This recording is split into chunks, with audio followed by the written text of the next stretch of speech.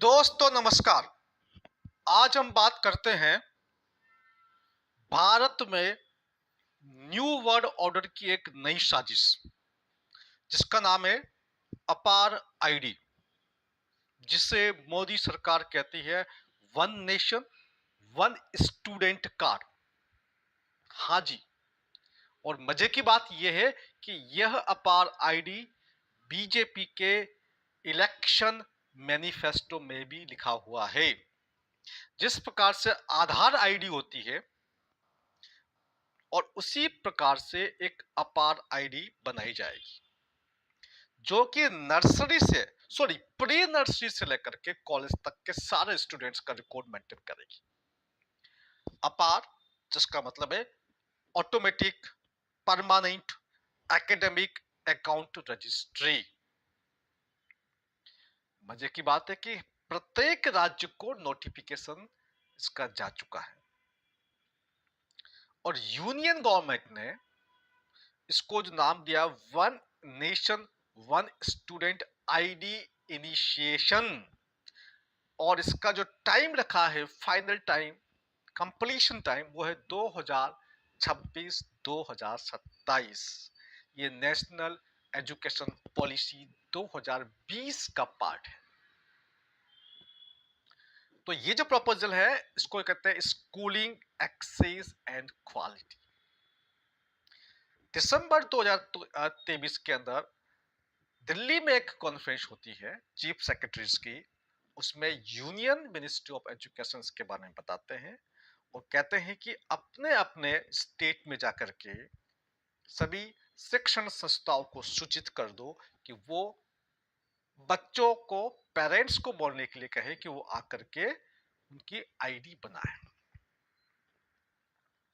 अब इसमें क्या होगा, इसमें जो बच्चों का सारा डिटेल्स होगा, किस क्लास में कितने मार्क्स आए, किस क्लास में किस सब्जेक्ट में फेल हुआ पास हुआ, क्या उसका अचीवमेंट था, कोई इसने गेम्स में पार्टिसिपेशन किया, कोई कल्चर एक्टिविटी में पार्टिसिपेशन किया, उसका कोई पर्टिकुलर क्रेडिट स्कोर क्या है, बैंक खाते में क्या सिस्टम चल रहा है। आप सोच रहे होंगे क्या अपार को आधार से लिंक किया जाएगा? तो सरकार ये कहती है कि यस, अपार आईडी को बाद में आधार आईडी से लिंक किया जाएगा और ये लिंकिंग धीरे धीरे कंपलसरी हो जाएगी। इसका मतलब ये नहीं कि आधार को डिलीट किया जा रहा है, आधार को रिप्लेस नहीं किया जा रहा है। अब आपके पास तरह तरह के आईडी के माध्यम से सरकार सूचना इकट्ठी करेगी और उन सबको आपके आधार कार्ड से जोड़ देगी। आपकी एजुकेशनल जर्नी क्या है, आपके सर्टिफिकेट्स कितने हैं, कहां कहां से रिसीव किए, अचीवमेंट क्या है, और इसके साथ साथ आपकी हाइट कितनी है, आपका वेट कितना है और आपका ब्लड ग्रुप कौन सा है।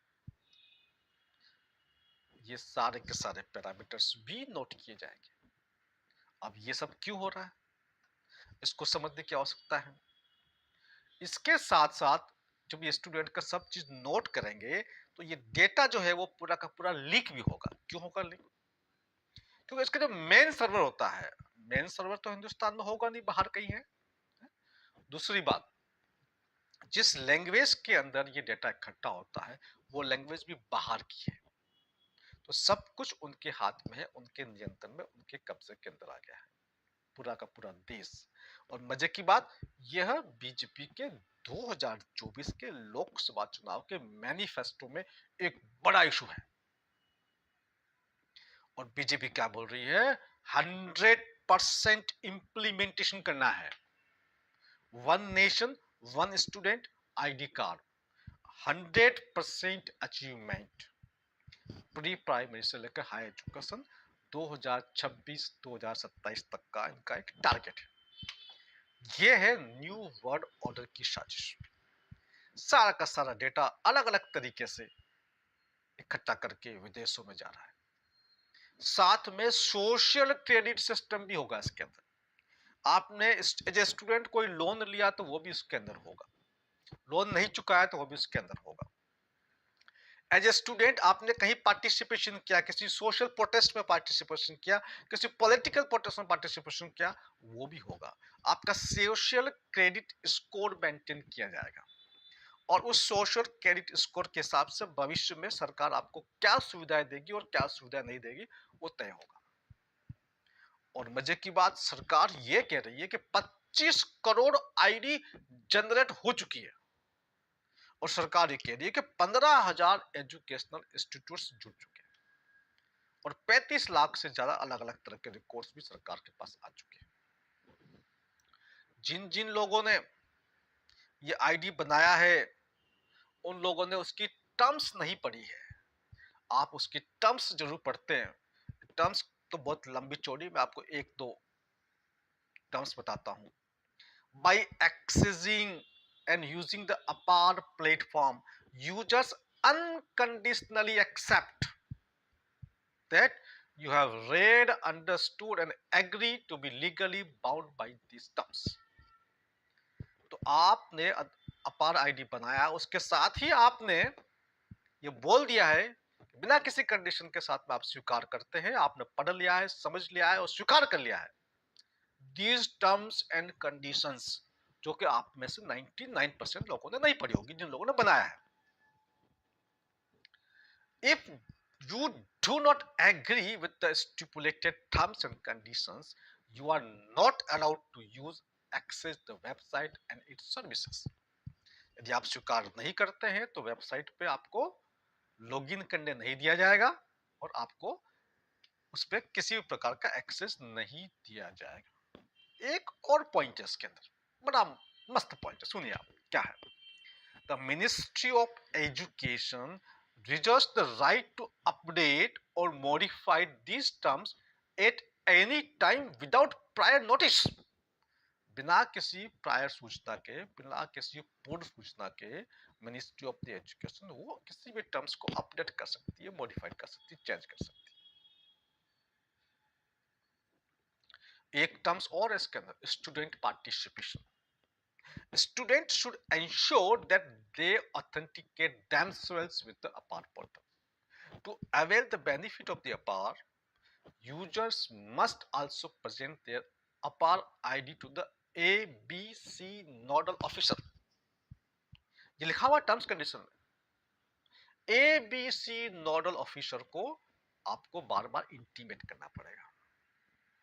अब ये ABC क्या है उस पर चर्चा करेंगे। इसके अलावा student who transfer to other academic institutions should make sure that their ABC ID is submitted to the nodal person regularly.